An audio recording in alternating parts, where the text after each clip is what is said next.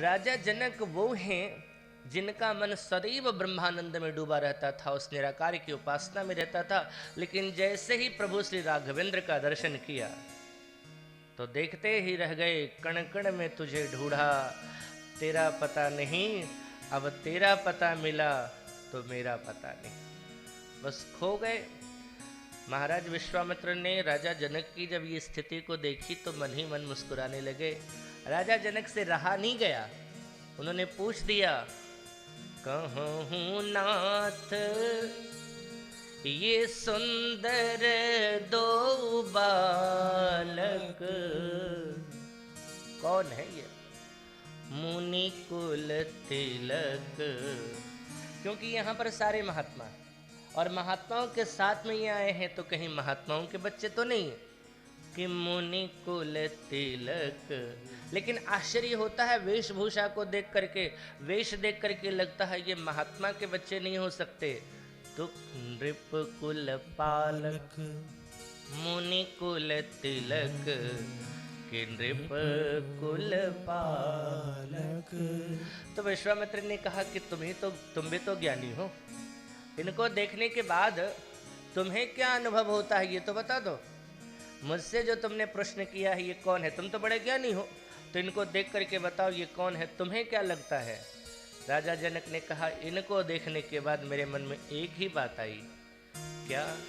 इन्हीं बिलोकत अति अनुरागा, इन्हीं बिलोकत अति अनुरागा, पर बस ब्रह्म सुख ही मन त्यागा, पर बस ब्रह्म सुख ही मन त्यागा, पर बस ब्रह्म सुख ही मन त्यागा, पर बस ब्रह्म सुख ही मन त्यागा, इन्हीं बिलोकत अति अनुरागा, इन्हीं बिलोकत। इनको देखने के बाद मेरा मन जो ब्रह्मानंद में डूबा रहता था, अचानक मेरे मन ने उस ब्रह्मानंद का परित्याग कर दिया।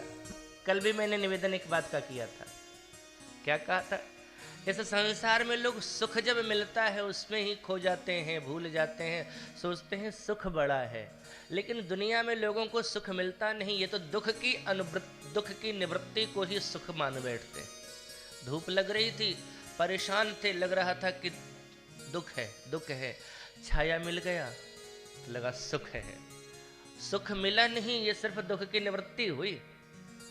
प्यास से व्याकुल थे, बहुत तेज पिपासा लगी हुई थी, पानी मिल गया, पी लिया, दुख की निवृत्ति हुई, सुख नहीं हुआ, सिर्फ सुख का अनुभव कर रहे हैं। जबकि संसार में स्थिति क्या है, सच्चाई क्या है? विदुर जी महाराज ने मैत्रेय जी से यही तो पूछा था, सुखाय कर्माणि करोति लोकम। इस संसार की स्थिति क्या है? व्यक्ति सुख प्राप्त करने के लिए कर्म करता है लेकिन कभी मिलता नहीं। जितना वह सुख की तलाश में आगे बढ़ता है, हमें सुख मिले, हमें सुख मिले, हमें सुख मिले, लेकिन सुख की जगह वो दुख के दलदल में फंसता चला जाता है। क्योंकि संसार का कोई ऐसा सुख नहीं है जिसके पीछे दुख लगा हुआ नहीं। सुख से ऊंचा है परम सुख, और परम सुख से ऊंचा है आनंद। राजा जनक ने कहा, महाराज जो आज तक मेरा मन ब्रह्मानंद में डूबा रहता था, शायद उस सुख से ज्यादा ये सुख मिला है इस मन को, तभी उस मन ने उस सुख का त्याग किया और इस सुख के पास आ गया। इन्हीं बिलोकत अति अनुरागा, बरबस ब्रह्म सुख ही मन त्याग। कौन है ये? विश्वामित्र जी ने कहा, राजन तुम्हें ये क्या प्रिय लग रहे हैं? सच्चाई बताओ इनके बारे में, क्या है ये? बोले क्या? बोले ये प्रिय सब ही जहां लगी प्राणी।